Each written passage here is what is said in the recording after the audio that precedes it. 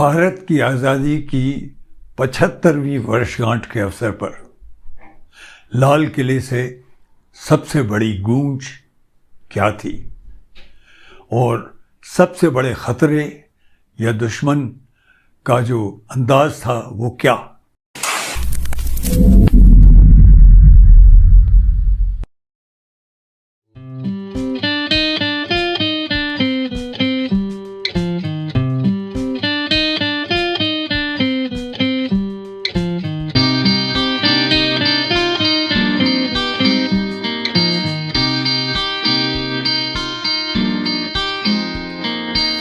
Hello, welcome to episode number 57 of our program Four Fingers Formula। ये भारत की स्वाधीनता का 75वां वर्ष है। इसको बड़े जश्न की तरह से मनाया जा रहा है। भारत का अमृत महोत्सव कहा जा रहा है। हर साल की तरह लाल किले से एक बहुत बड़ी ताकतवर गूंज उठी, चेतावनी देने वाली गूंज। दो चीज़ों के बारे में पूरी ताकत, पूरे जोर शोर से कहा गया जिनसे खतरा है। भ्रष्टाचार यानी करप्शन और परिवारवाद यानी डायनेस्टिक रूल, डायनेस्टिक लक्षण। ये बात हमारे प्रधानमंत्री ने कही। मैं समझता हूं इसमें भूल है, उसमें कहीं थोड़ी सी चूक है जो हम नहीं पहचान पा रहे हैं। वो चूक यह है कि मेरे हिसाब से देश का सबसे बड़ा शत्रु, हमारी सोसाइटी का, किसी भी सोसाइटी का सबसे बड़ा शत्रु कौन होती है? वो अज्ञानता होती है, इग्नोरेंस होती है। पिछले एपिसोड में मैंने एक वर्ग विशेष के बारे में काफ़ी कुछ कहा था। वो एक ख़ास किस्म की शख्सियत से ताल्लुक़ रखता था, जिसे मैंने आपको बताया था, कहा था, खुल के कहा था। वह है एक पॉलिटिशियन, एक राजनीतिज्ञ। वो एक चीज़ में माहिर होता है, वो बहुत आसानी से गुमराह करना जानता है। एक व्यक्ति को दूसरे रास्ते में ले जाने में बड़ा माहिर होता है। सीधे साधे रास्ते से हटाकर दूसरी तरफ ले जाना, उसका दिमाग घुमा देना। ये होता है अज्ञानता की वजह से। मैं समझता हूँ सबसे बड़ा खतरा हिंदुस्तान को, हमारी सोसाइटी को हमेशा से रहा है अज्ञानता की वजह से। अज्ञानता एक शस्त्र बन सकती है, ये बड़ी अच्छी तरह जानती है एक कौम, और वो कौम है पॉलिटिशियन, राजनीतिज्ञ की कौम। वो जानती है कि अज्ञानी जो व्यक्ति होता है उसका दिमाग घुमाना बहुत आसान होता है, ख़ासतौर पे ज़ोर शोर के साथ, बड़े बड़े वायदे करके, बड़े बड़े डायलॉग बोल करके। और सबसे आसान चीज़ें क्या होती हैं? भ्रष्टाचार की बात करो, डायनेस्टिक वगैरह बातों की बात करो। पर असली प्रॉब्लम है इग्नोरेंस, और इग्नोरेंस में एक पॉलिटिशियन को एक बहुत बड़े साथी की ज़रूरत होती है।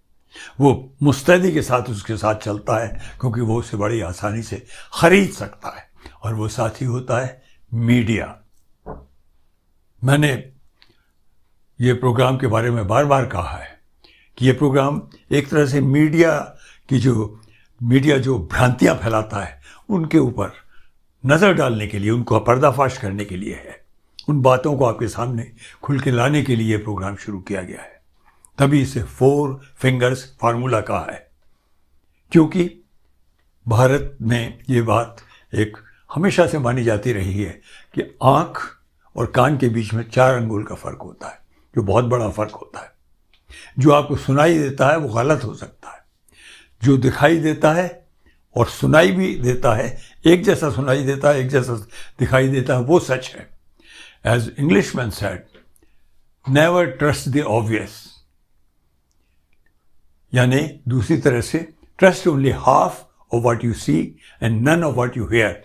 जो दिखाई देता है उसमें भी आधा विश्वास करो, क्योंकि यह आवश्यक है कि हम जो हमें दिखाया जाता है, जो कहा जाता है, बड़ी छाती ठोक के कहा जाता है, उसका विश्लेषण करना सीखें। मीडिया हमको गुमराह करने के लिए यूज़ किया जा रहा है यह हमें बहुत वक्त से लग रहा है, लेकिन एक जागृति की लहर भी शुरू हुई है। पिछले हफ्ते जब नीतीश कुमार ने बीजेपी का साथ छोड़ा बिहार में और आरजेडी का दामन पकड़कर तेजस्वी यादव की मदद से नई सरकार बनाई, तो एक नई उम्मीद की लहर दौड़ी, क्योंकि इतनी हताश हो चुकी थी जनता, इतना लोगों को अविश्वास हो गया था एक राजनीति क्या कहता है और क्या करता है उसके बारे में। एक अजीब किस्म की उदासी की लहर थी। तो जब ये सरकार बदली तो एक तरह से बड़ी ऑप्टिमिज्म की लहर फैलनी शुरू हुई, और जब मीडिया उसकी रिपोर्ट करने के लिए, या ये कहा जाए कि नीतीश कुमार के ऊपर लांछन लगाने के लिए वहाँ पहुँचा, तो एक अजीब वीडियो देखने को आया जो वायरल हो गया। वो वीडियो था एक आज तक की रिपोर्टर, जानी मानी रिपोर्टर अंजना ओम कश्यप का वीडियो, कि किस तरह पब्लिक ने उनकी भर्त्सना की और उन्हें बोलने नहीं दिया, उनको वहाँ से मजबूरन जाना पड़ा, भागना पड़ा।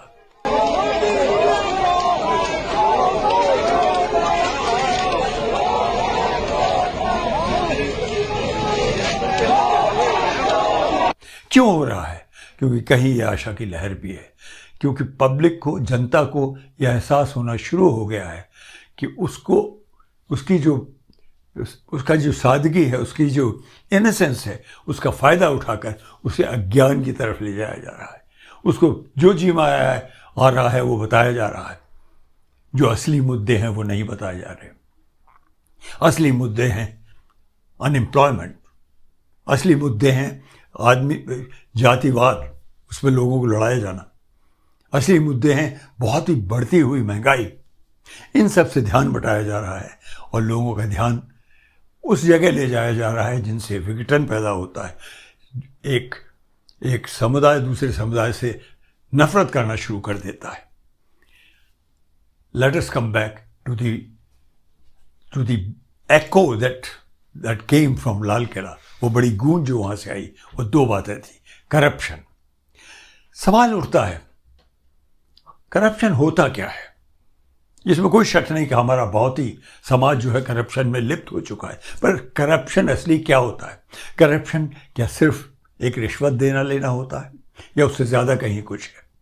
ये जो फेवरेटिज्म होता है, ये जो लोगों को, एक समुदाय, एक वर्ग को बिल्कुल हताश करके नीचे रखना और एक चुने हुए 2-4 लोगों को आगे बढ़ाना, क्या वो करप्शन नहीं है? क्या हमारे जो आका हैं, सबसे बड़े आका, जो बहुत बड़ी गूंज कर सकते हैं लाल किले से, वो ये हमें बताएंगे क्यों 2-3 या ज़्यादा से ज़्यादा 4 परिवार ही इतने ऊंचाई पर जा रहे हैं, दुनिया के सबसे रिच हो गए। एक परिवार, अदानी साहब तो सबसे ही बड़े रिच माने जाने लगे हैं दुनिया में। कैसे हो रहा है ये? कैसे हो गया ये इतनी जल्दी? क्या इस पर कोई सवाल नहीं उठना चाहिए? क्या इस पर कोई सीबीआई या कोई दूसरी जांच एजेंसी नहीं लगनी चाहिए? जबकि उनके पोर्ट पर कई दफ़े बड़े बड़े ड्रग्स के जहाज आए थे, वो पकड़े गए। ये कौन बताएगा हमें ये करप्शन है या नहीं? तो हमें एक छोटी मोटी बात की तरफ ध्यान बटाकर और ड्रामेटिक अंदाज में बहुत बड़े एक फिल्म स्टार की तरह बोलकर जो किया जा रहा है वो सही है क्या? क्या वो हमारी अज्ञानता का फायदा उठाना नहीं है? और ये सवाल हर पॉलिटिशियन से उठता है। क्या जो इतनी बड़ी तादाद में 40-50 लेजिस्लेटर्स को महाराष्ट्र से नासिक ले जाना और फिर महीने भर के करीब गुवाहाटी में रखना 5 स्टार 7 स्टार होटल में, क्या उस पर खर्च नहीं होता? ये कहाँ से हो रहा है? और अगर वो अपने आप भी कर रहे हैं तो उनके पास इतना पैसा कैसे आया? क्या ये करप्शन नहीं है? और ये करप्शन कैसे हुआ और इसका जवाब कौन देगा? क्या ये लेजिस्लेटर्स अपने आप ही आ गए या इन्हें कुछ पैसा दिया गया? इस पर कोई टिप्पणी क्यों नहीं होती? इस पर कोई जांच क्यों नहीं होती? क्यों नहीं होती जांच? और क्यों एक चलती हुई सरकार गिरा दी जाती है? ये बात मैंने पिछले वीडियो में भी कहा था और आज भी कह रहा हूं। क्यों? क्योंकि करप्शन और डायनेस्टिक रूल या नेपोटिज्म की बात कर जिसे परिवारवाद कहा जाता है, कहीं एक तरह से हमारा ध्यान फिर बटाया जा रहा है उस असली करप्शन से जो हमारी जड़ों को हिला रहा है। वो करप्शन है एक पॉलिटिशियन को खरीदा जाना। हम चुनकर जिनको भेजते हैं उनको यूं चुटकियों में खरीद लिया जाता है और उनको दूसरे दल में मिला लिया जाता है। उस दल की पावर आ जाती है जो पावर में आया ही नहीं था, जो हार गया था। ये सबसे बड़ा करप्शन है, क्योंकि यह हमें जर्जर कर रहा है, हमारी एक एक नस को, हमारी जो सोचने की शक्ति है उसको बर्बाद कर रहा है। क्योंकि और यहाँ मीडिया इनका साथ देता जा रहा है, क्योंकि मीडिया को कहीं ना कहीं फायदा होता है। क्या फायदा होता है? एक तो नाटकीयता से वैसे भी टीआरपी वगैरह का फायदा होता है, दूसरे सीधे सीधे एडवर्टिजमेंट्स का फायदा होता है जो कि सरकार की तरफ से आते हैं। आज सबसे बड़ी जो ब्रॉडकास्टर कम्युनिटी में जो सबसे बड़ा एडवर्टाइजर है वो खुद सरकार है। इसका जवाब कौन देगा? इस पर कब एनालिसिस होगा? इसके ऊपर कब एजेंसीज की जांच बैठेगी? दूसरी तरफ एक काम करते हुए एक मेहनतकश कोई ईमानदारी से कोशिश भी कर रहा हो राजनीतिक, तो उसके ऊपर जो एजेंसियों का एक के बाद दूसरा छापा होता रहता है कि इसमें करप्शन नहीं है। और क्या होता है डायनेस्टिक रूल? कितने मिनिस्टर्स के नाम बताए जाएं जिनके परिवार हमेशा से पावर में रहे हैं? क्यों 2-3 लोगों को ही चुना जाता है? क्यों लोगों को गुमराह करा जा रहा है कि वो अपनी सोच ना कर सके? ये वक्त आ गया है, क्योंकि हम बहुत ही कठिन, बहुत ही विकट, बहुत ही चैलेंजिंग टाइम से गुजर रहे हैं। India is passing through a very trying phase.